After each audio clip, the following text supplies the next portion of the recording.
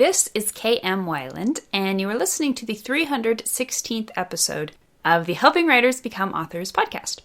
You've known it's been coming for a long time, and now it's here. I get to officially announce that my historical/diesel punk novel, Storming, will release in 1 month on December 4th.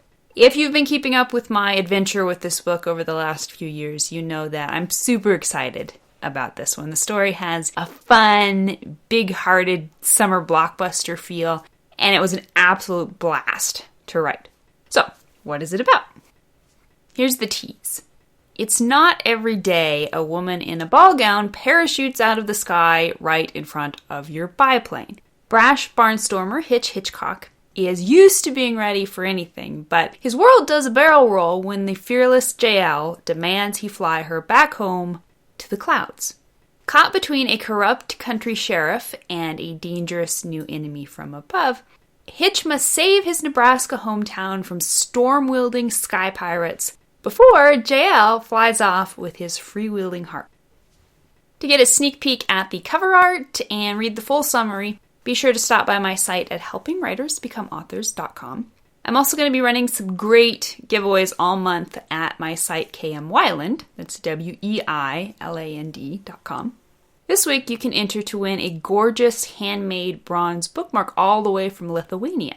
And this, of course, is all built up to the big prize drawing on launch day. So stop by and join in the fun. The latest post in the video series on my blog is How to Write Funny Dialogue. It shows you the 2 important, but often overlooked, ingredients in figuring out how to write funny dialogue your readers will love. To find the post, visit my site at helpingwritersbecomeauthors.com. And now I hope you enjoyed this week's podcast entitled 6 Steps to Create a Fantastic Narrative Voice. You hear it all the time. Readers' time is precious, and they're not going to waste it on books that aren't da bomb. I certainly feel that way about my own reading choices. So what's my main criterion for instantly recognizing a book that isn't going to be worth my time as a reader? Voice. It all comes down to character voice, and specifically the narrative voice of the protagonist.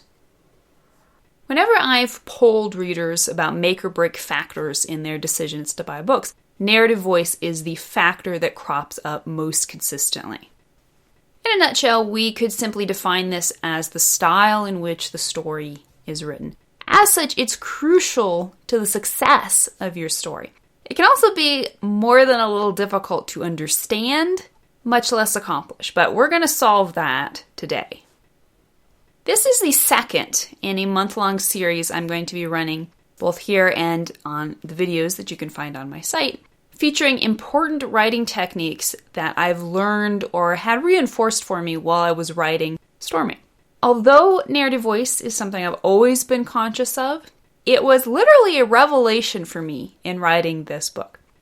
You know how I'm always complaining about how hard beginnings are, how I always labor through the first 50 pages like Charlton Heston in the evil Egyptian mud pits. How the first chapter is inevitably murder, and I have to write and rewrite it about a gazillion times before I get my story legs under me. Well, Storming wasn't like that at all. Turns out, if you get the narrative voice right from the very start, everything has a much better chance of falling into place like magic. The first chapter that ended up in the book, which you can get a sneak peek of if you stop by my site on Wednesday, was almost exactly the same as the first chapter that pounded out of my fingertips that first day I sat down to write Storming's first draft. I credit that very fun and time-efficient first chapter, the whole first draft actually, to 1, my outline preparation, and 2, the colorful narrative voice of my main character, reckless barnstorming pilot Hitch Hitchcock. Today I'm going to show you how you can have exactly the same experience with your own characters. But first, what's the difference between your voice and your book's voice? Or authorial voice and narrative voice? New authors hear so much about the importance of finding their voice that they spend a lot of conscious effort and worry on trying to figure out what their voice is and how to make it show up on the page. But I say, forget about it, honey. First of all, the whole idea of finding your voice is kind of like finding your one true love.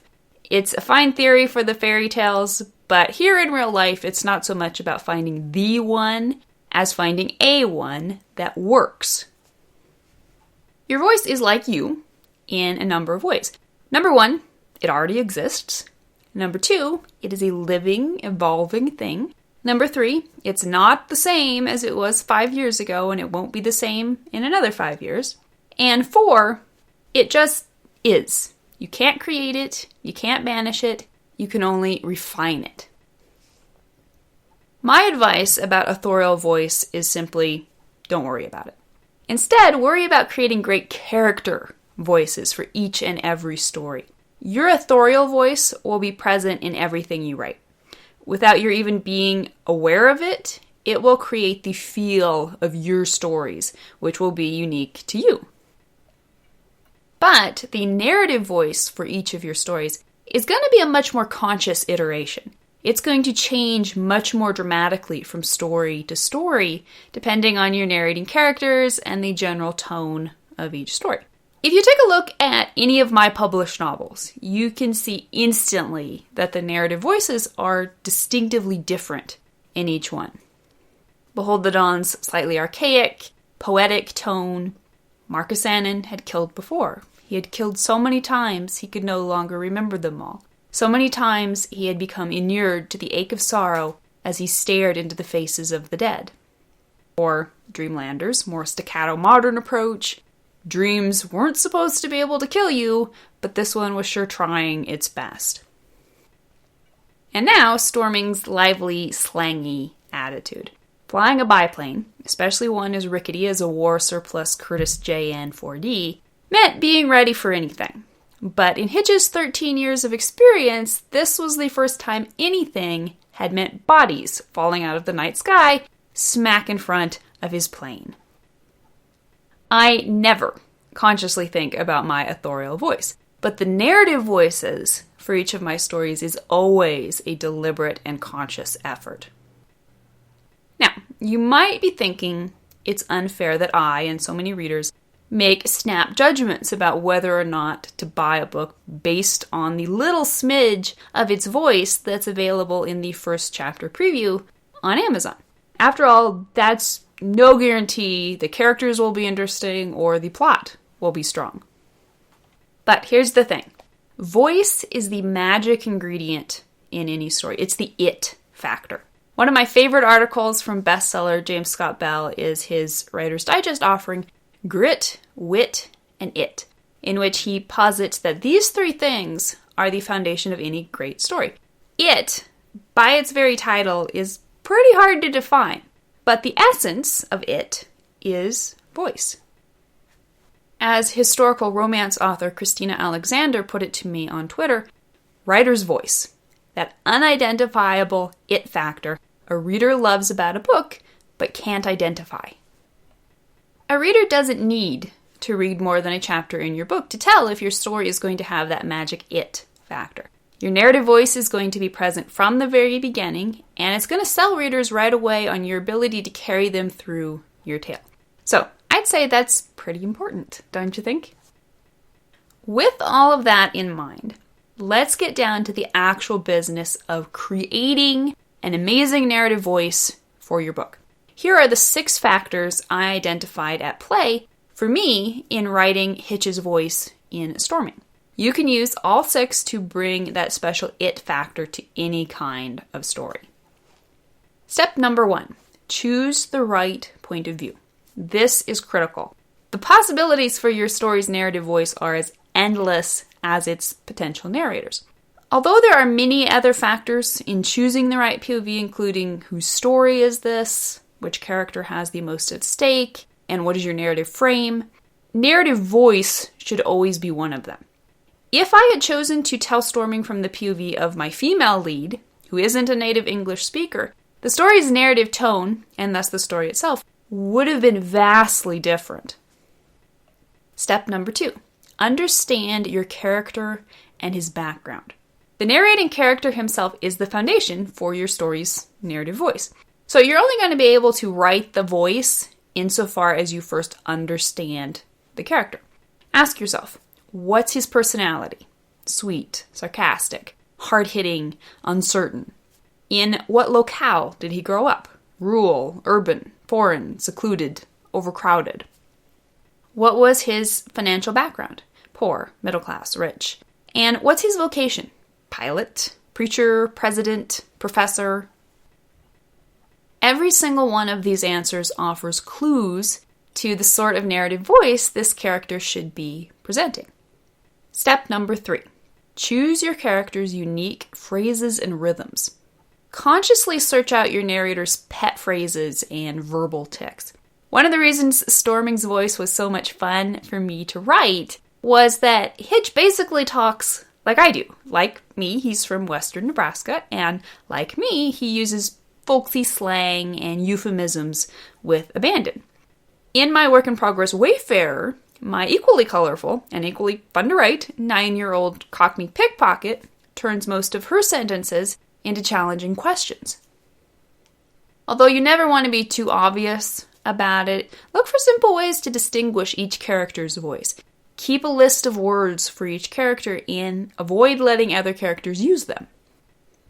Step number 4. Find the emotion, aka the conflict. Think of your story's narrative voice as kind of like the cool muscle car you've always wanted. Without gas, that car is just going to sit in the driveway and rest. Same goes for your story's voice. It needs something to do and somewhere to go. It needs something powering it. Your story's fuel is your narrating character's emotion. He needs to be head up about something pretty much all the time. He needs to be experiencing driving emotions, desire, anger, frustration, fear. These big emotions, which are inevitably created by conflict, are what give you the opportunity to really go wild within your character's voice. I kept poor Hitch in a fiddle for most of the book, and it was so much fun. Step number 5. Have fun. Speaking of fun, you might think this bullet point is just a casual reminder, but it's not. When it comes to narrative voices, having fun is serious business. If you're not enjoying the voice, if it's not flowing for you, then that may be a good sign you haven't quite found it yet. Remember, your experience as a writer is a mirror for how your readers will experience the story. If you're not having fun with the narrative voice, then they probably won't either. And step number 6, experiment. Finally, give yourself space to discover your story's narrative voice. I got lucky with Storming. Hitch's voice showed up right from the first sentence. That has never happened to me before, and honestly, I don't expect it to happen every single time in the future. Usually, you're going to need to give yourself the space for a few false starts. Before you start in on the first draft, you may even want to give yourself some doodle time in which to experiment with a variety of voices before locking onto the one. Don't let the importance and necessity of finding a great narrative voice for your story stress you out. At the end of the day, narrative voice is what writing is all about. So shake your hair loose, find the beat, and go wild with these creative prospects, knowing they will instantly notch up your chances of inspelling readers right from the first line. Thank you for listening to the Wordplay Podcast. To read a transcript of this episode, you can visit my website at helpingwritersbecomeauthors.com. And be sure to check back again next week.